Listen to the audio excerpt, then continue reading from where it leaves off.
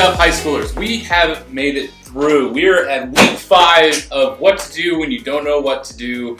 It's just as long as the title is how long the series has been, but it's been pretty good. It's been pretty great. It's been super. What a whole story of Joseph, the scope. It was great. That boy does a lot. Fantastical tale. Fantastical? Right? Yeah. Ups and downs, lefts and rights, family reunions and drama. Made up words. It's incredible.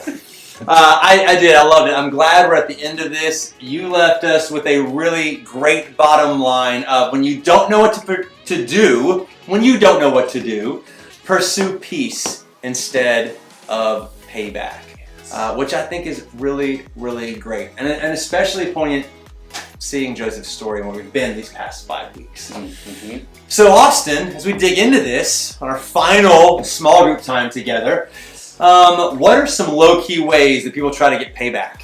I think I mentioned some of them on Instagram the Saturday before the lesson.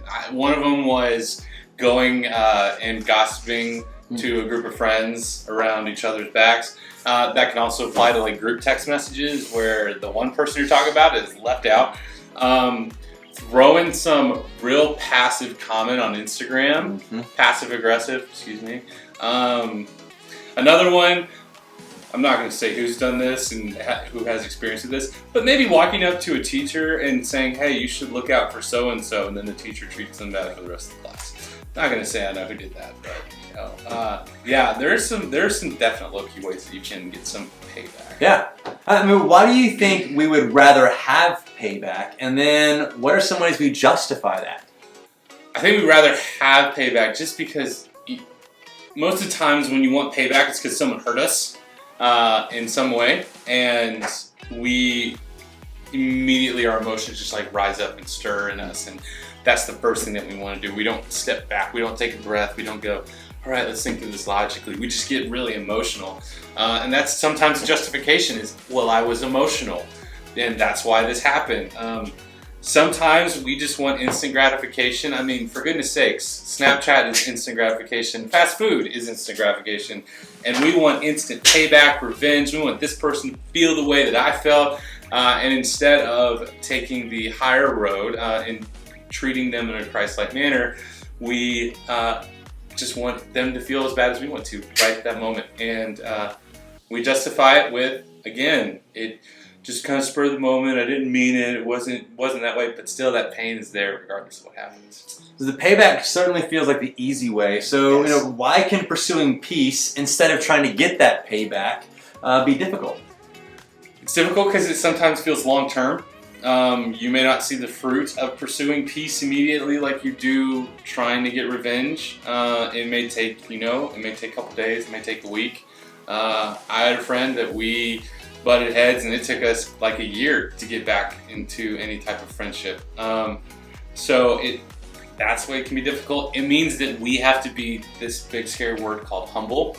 We have to have humility, and we have to admit that maybe we were wrong in some of this scenario as well. And then the other side of that is just stepping away from our own personal desires of wanting them to feel as bad as we do. We want what's best for them, and that's not always, we're pretty selfish as human beings, and that's real hard to combat and faced with that kind of hurt. Yeah. So here's the deal. This one's for you, all right? Take a moment, all right, and describe a time when someone else pursued peace with you instead of payback. Just pause the video, you take a moment to think about a time when someone pursued peace with you, and then what did they do?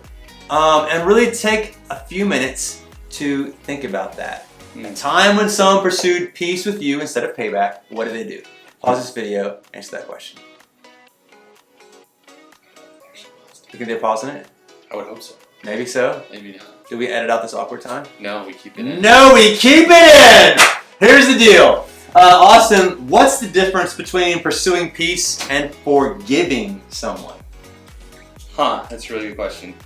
I feel like anyone can pursue peace, but true forgiveness only comes from someone who has a relationship with Jesus. It pursuing peace requires some sacrifice, but not a whole lot. And pursuing forgiveness It's an obligation as someone who are believers. We are called to forgive, as Jesus said, 70 times 7, which you can do the math is a lot. Don't do it to like 490, whatever that is. It's more than that. But constantly offering forgiveness, that's what we're called to as believers. And it's not an option to forgive. It's a requirement to forgive. Yeah. Well, what's the difference between pursuing peace and becoming friends again? Where we have an obligation as believers for forgiveness, you don't always have an obligation for being friends again. You're called to love people. Don't let. That's not what I'm saying. It's not what we're saying. We're just saying, for instance, the friend that it took a year for us to actually be friends again, there was a very strong likelihood that we may never have been friends again. But we had pursued peace. And eventually friendship did come, but that's not always guaranteed. But you are called as a believer to pursue peace and to offer up forgiveness, which is something that only you can do. You can't control how someone else responds. That other person may not respond in the same manner, and therefore that friendship may be something that's broken. And while it's not the best, it's okay because you have sought after peace and offered forgiveness. So all this is really good, and I think really applicable, especially where high schoolers find themselves right now, especially coming back to school. And give us some practical steps, though, on what we can do to pursue peace.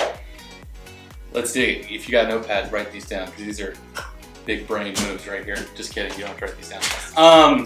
Like I said, not pursuing payback. It sounds easy, but taking that step, breathing a little bit, and thinking logically and not just emotionally. We get caught up and wrapped up in how we're feeling a lot, and sometimes how we're feeling is not the best. And so stepping back, grabbing control of our emotions, turning to the Lord in Scripture, and figuring out what am I actually supposed to do in this situation can really help.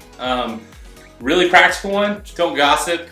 Gossip leads to all types of, well, he said, that she said, that they said, and you're like, well, that's terrible. Now I'm going to say that he said, she said, they said, that he said. It gets really confusing, and also it's just not kind in how we treat one another.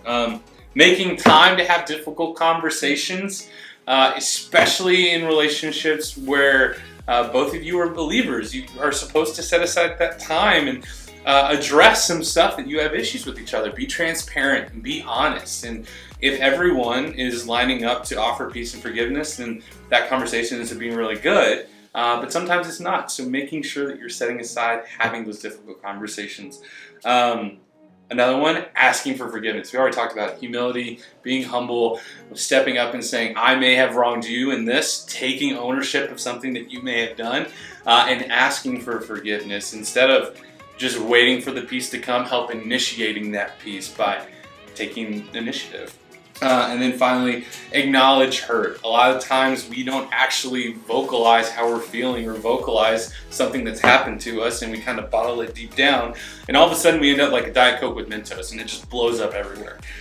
So having people in your life that you can express and acknowledge how you've been hurt, and then the honesty with your friends to express to them how they hurt you. Those are just some real practical ways that you can do that. Love it. Austin. Yes. We're done. That's week 5 small groups. Week 5, Joseph. In the bag. What to do when you don't know what to do is a wrap.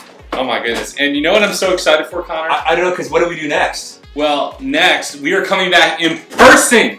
September 13th, we're coming back in person. And you may be asking yourself, does that mean I'm showing up on Sunday mornings?